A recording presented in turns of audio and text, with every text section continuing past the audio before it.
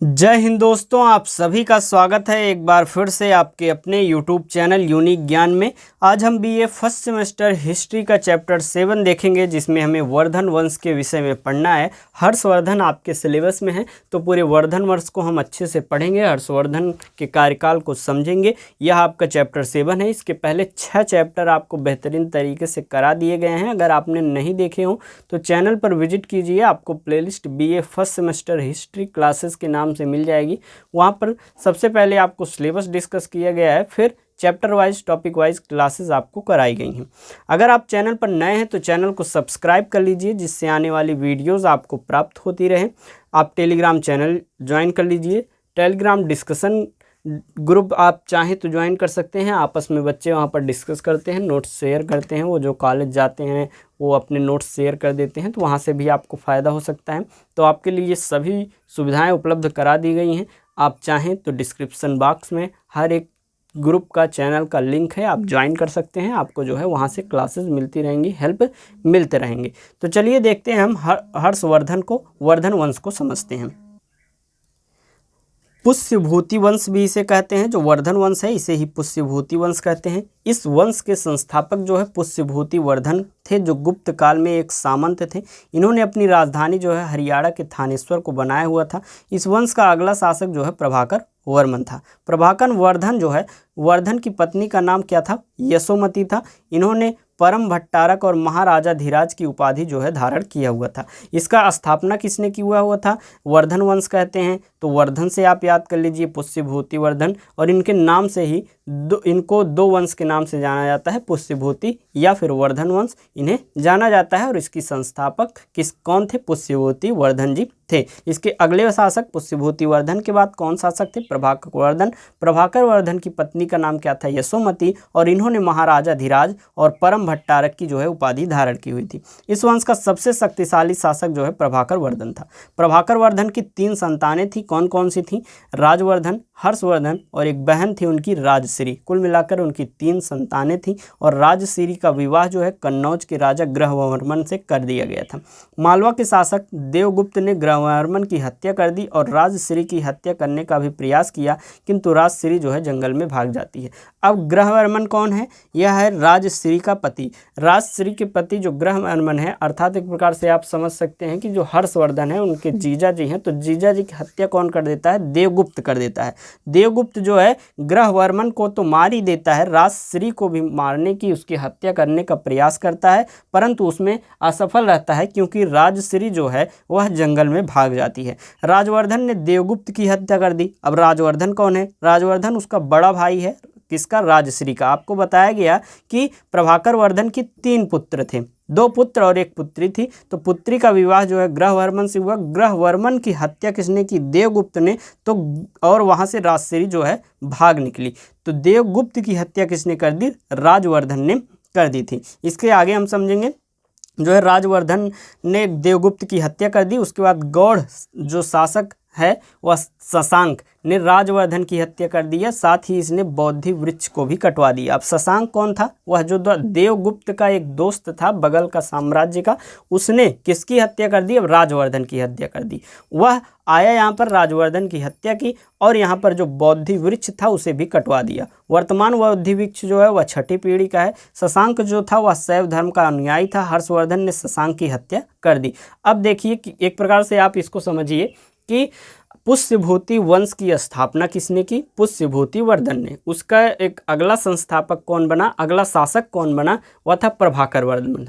प्रभाकर वर्धन एक प्रकार से ज़्यादा कार्य नहीं करता है, एक प्रकार से वह शक्तिशाली शासक तो रहता है। उसके 2 पुत्र 1 पुत्री रहती है, राजवर्धन, हर्षवर्धन और राजश्री। राजश्री का विवाह जो है ग्रहवर्मन से होता है। ग्रहवर्मन की हत्या बगल का शासक जो है वह देवगुप्त कर देता है। देवगुप्त की हत्या जो है राजश्री का बड़ा भाई राजवर्धन कर देता है, और राजवर्धन की हत्या देवगुप्त का जो दोस्त रहता है शशांक कर देता है, और शशांक की हत्या फिर कौन कर देता है? हर्षवर्धन, छोटा भाई उसका, कर देता है। हर्षवर्धन जब उसकी हत्या कर देता है तो उसके पास 2 चुनौतियाँ उसके सामने रहती हैं। पहला राजश्री का पता लगाना, दूसरा साम्राज्य को संभालना।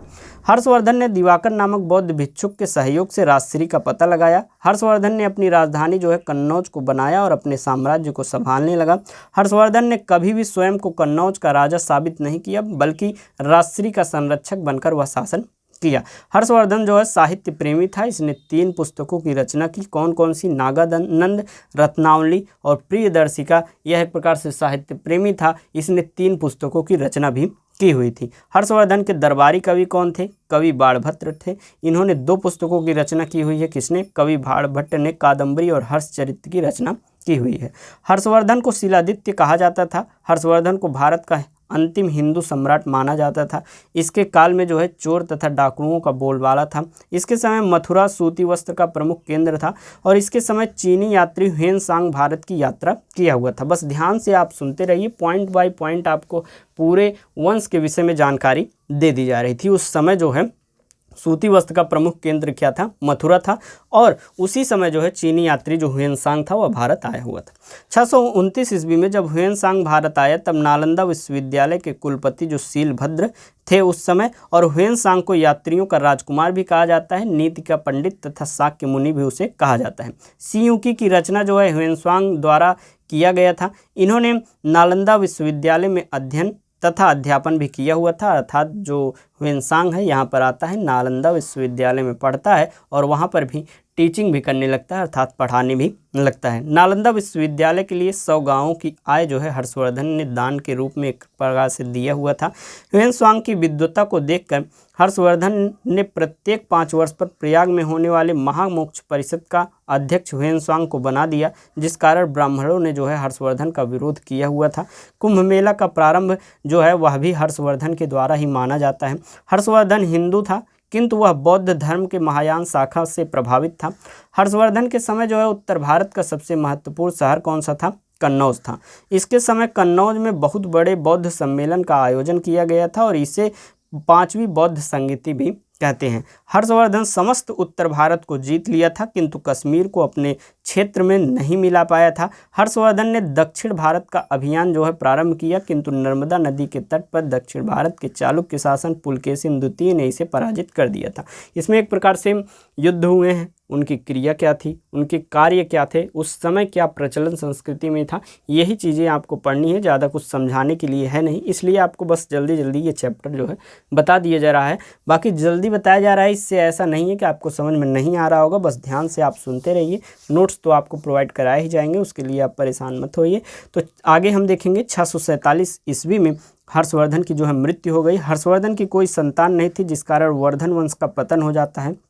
हर्षवर्धन की मृत्यु के बाद उत्तर भारत में राजनीतिक शून्य अर्थात सन्नाटा की स्थिति हो जाती है। इतिहास में हर्षवर्धन की मृत्यु को युग परिवर्तन का जो है काल कहा जाता है। हर्षवर्धन अंतिम बौद्ध राजा था जो संस्कृत का एक प्रकार से महान विद्वान था। हर्षवर्धन की मृत्यु के बाद जो है कन्नौज पर यशोवर्मन का शासन हो जाता है। ये पुष्यभूति वंश था।